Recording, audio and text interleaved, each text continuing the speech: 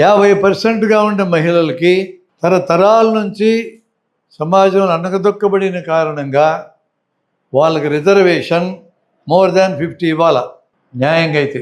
మీ ఇంట్లో 5గురుండి 5గురికి మీ ఇంటి యొక్క వనరులు ఎంటైటిల్మెంట్ 20% వస్తే మీ 5గురిలో ఏ ఒక్కరు జబ్బుపడి ఆసుపత్రుల్లో చేరినా నీకు 20% వనరులే వస్తాయి. ఈ 20%తో బాగైతే బాగో సస్తే సావు నానమో అనకుండా మిగతా 4 నుంచి యువతులకు లాగి రిజర్వ్ చేసి 5వ మనిషిని బతికించుకుంటామా లేదా?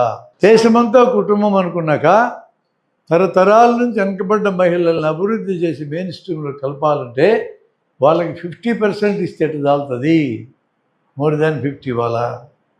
18%గా ఉన్న ఎస్సీలకి 18 ఇస్తే చాలుతుంది. మోర్ దాన్ 18 ఇవ్వాలా. 8% ఉండే ఎస్టీలకి 8% ఇస్తే చాలుతుంది. మోర్ దాన్ 8 ఇవ్వాలా. 52% ఉండే బీసీలకి 52 ఇస్తే చాలుతుంది. మోర్ దాన్ 52 ఇవ్వాలా. కుటుంబంలో సూత్రం ఇక్కడ అప్లై చేస్తే అది అవుతుందే కాదా? మనం న్యాయం మాట్లాడుకుందాం, అది అమలు జరగడం లేదులే. ఇక్కడ నుంచి ఆలోచిస్తే చట్టసభల్లో మహిళలకు రిజర్వేషన్ ఎంత ఇవ్వాలి? మోర్ దాన్ 50 ఇవ్వాలి. మోర్ దాన్ 50 అంటే ఏడుస్తారులే. ఇప్పుడు 33 ఇచ్చి 20 ఏళ్ళ నుంచి ఆ చట్టం కాకుండా అట్లే ఉండి చాలా ఇచ్చిన అంటున్నారే.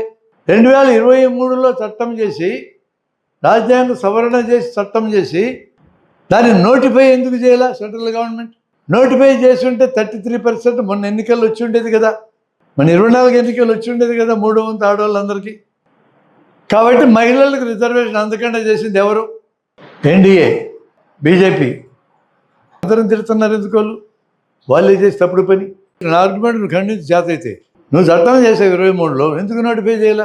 ఇప్పుడు పార్లమెంట్లో చట్టం పెట్టాక ముందు రోజు రాత్రి ఎందుకు నోటిఫై చేసినావు? 2 ఏళ్ళు ఎందుకు చేయాలా? నీకు ఆ చట్టం అమలు కావడం ఇష్టం లేదో అని నేను ఎందుకు అనుకోకూడదు? 33కి 50 ఇవ్వాలా, మినిమం 60 ఇవ్వాలని నన్ను అడిగితే ఎస్సీలకి 20 ఇస్తా, 18 కాదు. ఎస్టీలకి 10 ఇస్తా, 8 కాదు. బీసీలకి 52 కాదు, 55 ఇస్తా. ఆ మిగిలిందే బేపనాలకి, కోమటోళ్ళకి, రాజులకి, రెడ్లకి, కమ్మలకి క్లోజ్ అంతే.